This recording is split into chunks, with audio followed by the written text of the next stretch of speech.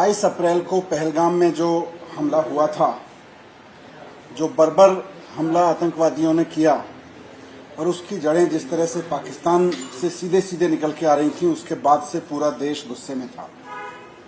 उसके बाद भारत की सेना ने 7 मई को जो ऑपरेशन सिंदूर को सफलतापूर्वक चला के आतंकवादियों के अड्डे तबाह किए, उससे पूरा देश एक गरिमा में सुकून महसूस कर रहा था।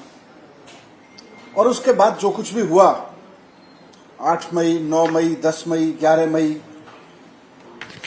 भारतीय सेना लगातार पाकिस्तान को मुंह तोड़ जवाब दे रही थी, उनके हथियारों को नष्ट कर रही थी हवा में और जमीन में। भारतीय सेना और पूरा भारत बहुत एडवांस स्टेज पे था। हम सब लोग, सभी राजनीतिक पार्टियों के लोग, पूरा देश सरकार के साथ खड़ा था। अचानक सीज फायर की घोषणा हुई। उस वक्त पूरे देश के मन में कई सवाल उठे। पूरे देश के मन में तब से लेके अब तक बहुत सारे सवाल घूमड़ रहे हैं।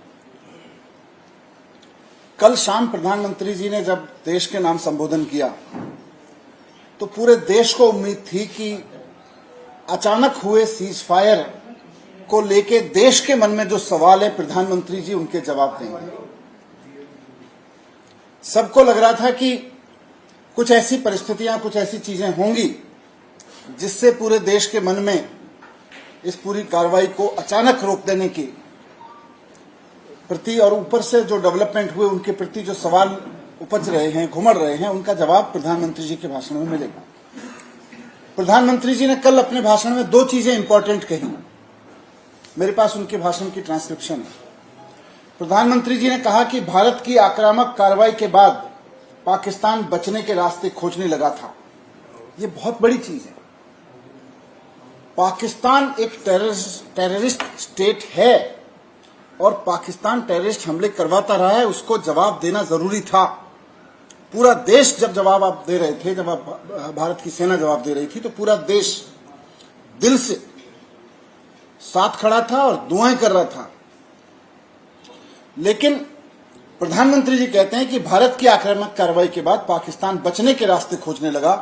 परिणाम स्वरूप पाकिस्तान तनाव कम करने की गुहार लगाने लगा। आगे प्रधानमंत्री जी कहते हैं कि 10 मई की दोपहर को बुरी तरह पिटने के बाद पाकिस्तानी सेना ने हमारे डीजीएमओ से संपर्क किया।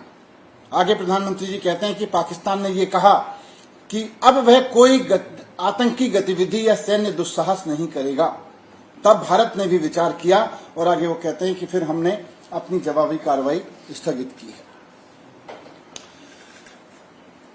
अब यहां से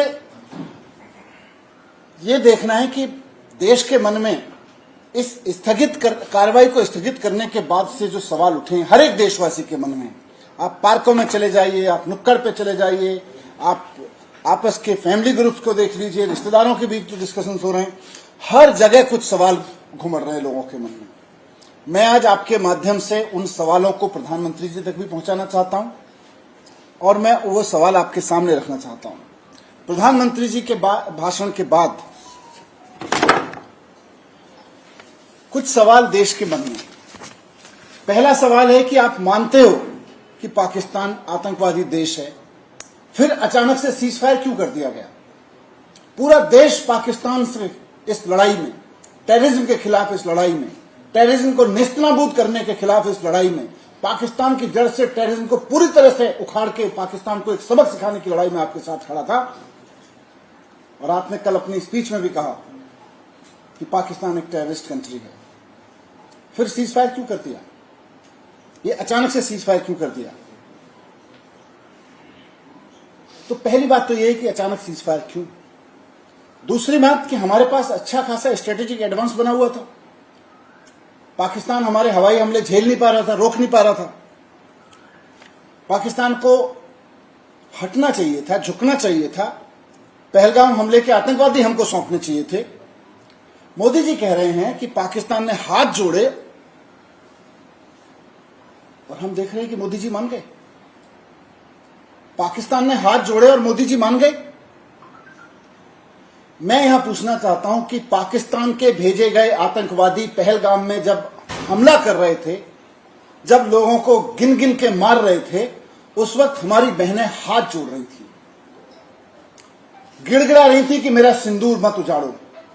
पाकिस्तानी आतंकवादियों ने हमारी बहनों का गिड़गिड़ाना नहीं सुना, उन्होंने बर्बरता से उनके पति की हत्या की, उनका सिंदूर उजाड़ा। और मोदी जी कह रहे हैं कि हम बहुत स्ट्रेटेजिक एडवांस में होने के बावजूद, और सारा देश जानता है कि हमने पाकिस्तान को दांत खट्टे कर रखे थे, इतने स्ट्रेटेजिक एडवांस होने के बावजूद मोदी जी कल अपने भाषण में देश को बता रहे हैं कि पाकिस्तान ने आके हाथ जोड़े और मैं मान गया। कैसे मान गए मोदी जी? आतंकवादी तो नहीं माने थे। पाकिस्तान के भेजे हुए आतंकवादी हमारी महिलाओं का सिंदूर उजाड़ने में नहीं माने, और आप पाकिस्तान के एक बार हाथ जोड़ने पे मान गए। कैसे मान गए मोदी जी? वो नहीं माने थे तो। दूसरा सवाल हमारा ये है, जनता के मन में उमड़ रहा है। और तीसरा सवाल, अगर पाकिस्तान ने युद्ध रोकने के लिए हाथ जोड़े ही थे तो उनके प्रधानमंत्री को बुला के आपने लिखित समझौता क्यों नहीं कराया, जैसा 1971 में कराया गया था? आपने कल देश को बताया अपने भाषण में कि पाकिस्तान हाथ जोड़ रहा था। यह भारतीय सेना की कामयाबी है, यह बहादुरी की कामयाबी है। तो अगर पाकिस्तान हाथ जोड़ रहा था तो फिर उनके प्रधानमंत्री को बुला के लिखित समझौता क्यों नहीं कराया गया? और जैसा कि आप कह भी रहे अपने भाषण में, आपने कहा है कि पाकिस्तान ने यह कहा कि अब कोई आतंकवादी गतिविधि या सैन्य दुस्साहस नहीं करेगा। पाकिस्तान ने हाथ जोड़े और आप मान गए। 1971 में इस देश में नजीर है इस बात की कि किसी के हाथ जोड़ने से देश नहीं मानता रहा है। प्रधानमंत्री को बुला के लिखित समझौता करवाया इस देश ने, और आज आप कह रहे हैं कि हम मान गए। तो लिखित समझौता क्यों नहीं कराया गया उनके प्रधानमंत्री को बुला के? दूसरा एक सवाल हमारा यह भी है, और इसी से जुड़ा हुआ सवाल सब लोगों के मन में उमड़ रहा है, जो 22 अप्रैल से पूरे देश के मन में जो गुस्सा था कि पहलगाम के विक्टिम्स को न्याय मिलना चाहिए। आपके सीजफायर के बाद उन पहलगाम के विक्टिम्स को न्याय कैसे मिलेगा? और सिर्फ पहलगाम के 26 विक्टिम्स परिवार नहीं, पूरा देश इसमें शामिल है, और वो 21 परिवार भी शामिल हैं जिनके परिवार के लोग इस कार्रवाई में और उजड़े, पुंछ में और बाकी दूसरी जगहों पे। उनको न्याय कैसे मिलेगा? पहलगाम के विक्टिम्स को न्याय कैसे मिलेगा? सवाल तो और भी हैं, लोगों के मन में घुमड़ रहे हैं, लेकिन सबसे महत्वपूर्ण 4 सवाल यही हैं कि अगर पाकिस्तान आतंकवादी देश है तो अचानक सीजफायर क्यों किया? जब हमारे पास स्ट्रेटेजिक एडवांस था तो पाकिस्तानी आतंकवादियों के सामने जब हमारी बहनों हाथ जोड़ रही थी, वो नहीं माने थे, तो आप उनके हाथ जोड़ने से कैसे मान गए?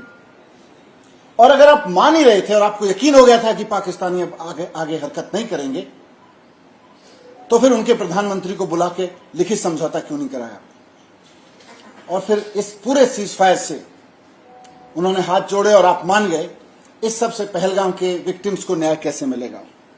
सवाल और भी है देश के मन में।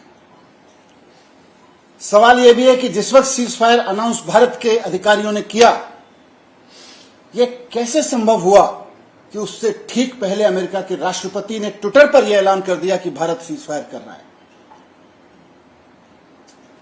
कैसे अमेरिका के राष्ट्रपति बार बार यह दावा कर रहे हैं कि उन्होंने भारत और पाकिस्तान के बीच सीजफायर कराया है?